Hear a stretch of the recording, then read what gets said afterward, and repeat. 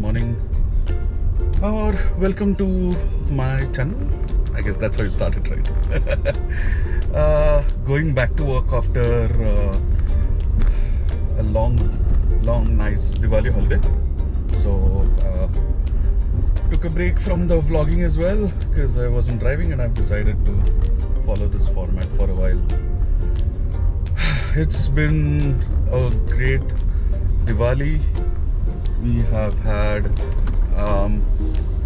good family time, spent good time with a bunch of friends, and I think I'm rejuvenated to get back into the grind, which I'm enjoying as well, by the way. So all the work actually started 2 days back. I was not able to make it to office, working from home, so that's why no vlog.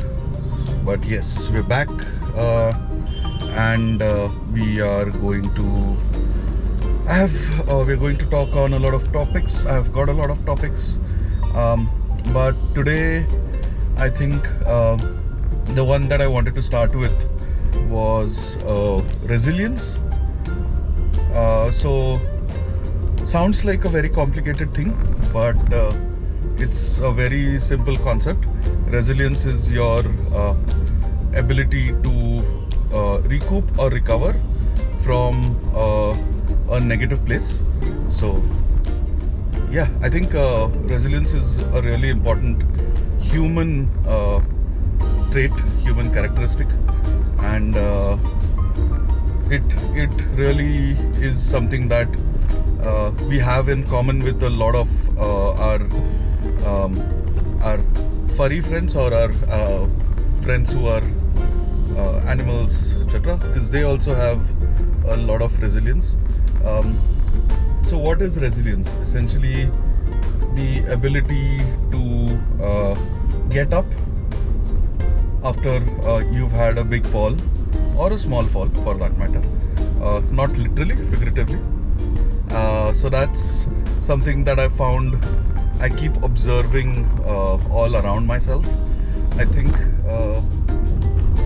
the younger kids are the most resilient. As they start growing up, they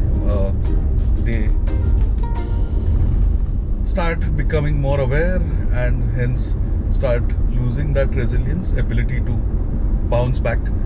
And I think by the time you've reached like your 30s, it's really almost gone, and it's really difficult for most people, not all people, but most people, to come back from a loss. I found this when we were going through the World Cup matches. By the way, the final hasn't happened yet at the time of this recording, so fingers crossed for that one. We've had a streak of 9 games in the World Cup so far, and we've lost none. So India is like at the top of the leaderboard right now. So a good example of resilience, or many examples that I keep seeing are in sports as well. So for example, the Indian bowler Mohammad Shami went through a really bad spell in his career, only recently recovered from it, and like he's just been phenomenal in this series. So of the 9 matches, Shami wasn't there for the first 3 matches, but each match after that he has taken at least 4 out of 10 wickets, and the semi-final was just like unbelievably beautiful.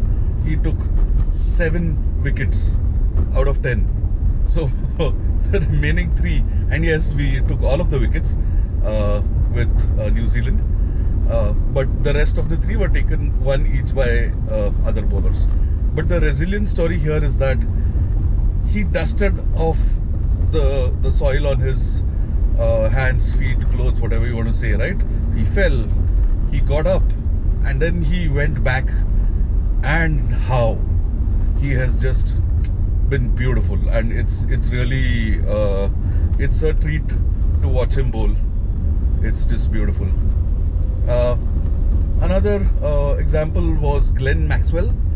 I don't know what this guy summoned, some spirit or some magic that he did.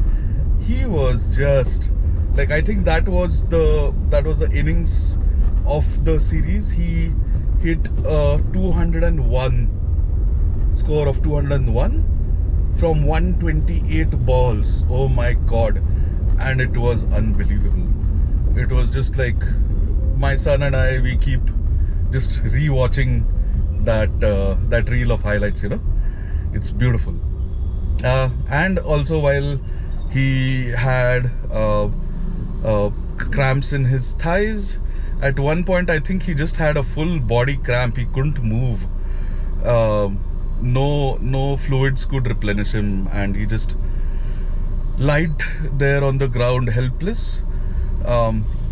But from somewhere, just like Mr. Undertaker, he summoned a spirit and he came back to the living. Oh my god. And then he was unstoppable. That was at, I think, 98 or 102 runs. I don't recall exactly which number, but yeah, he had fallen down, and then he was just standing there, and he didn't want to run. He was just hitting the ball all across the field. He didn't wait for that, right? So that's resilience that you get to see in sport. I see a lot of resilience in my kids as well. It's uncanny how quickly they can go back to being positive and happy and not worrying about the world. So, for example, we had an incident, I think, last week where we did not allow our younger kid to, I don't recall what it was. She wanted to play with something or eat something which we were not allowing her to. She cried, but I think it was 20 seconds after that she was playing with her doll again. That's the level of resilience that these kids have, right? That's really important. Resilience also comes from like, the definition of resilience also includes the ability to react to change in a positive manner, I think, in a way.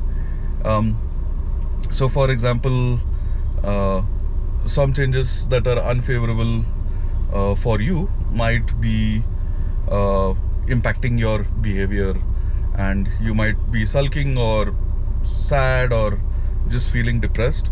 The ability to get back up and sort of absorb the change and then move on from there, I think this goes away completely after the age of 50 or 60, unless you're very consciously continuing to be resilient. So for example,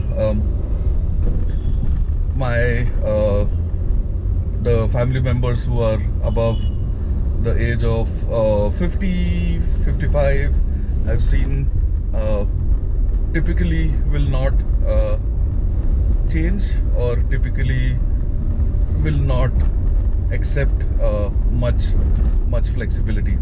They have their own way of doing things, and they'll continue on that path.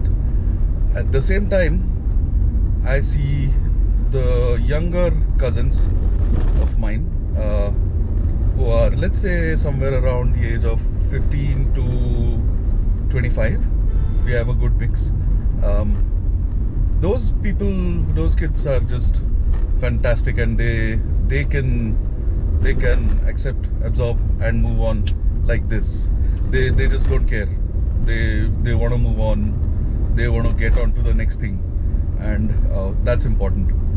So the thought that like culminated from this conversation in my head was, I want to ensure that I retain my resilience for a longer time. So I consciously take time to react I consciously have a mindful answer or have a mindful response, which earlier used to be knee-jerk quite a bit, and obviously not really effective.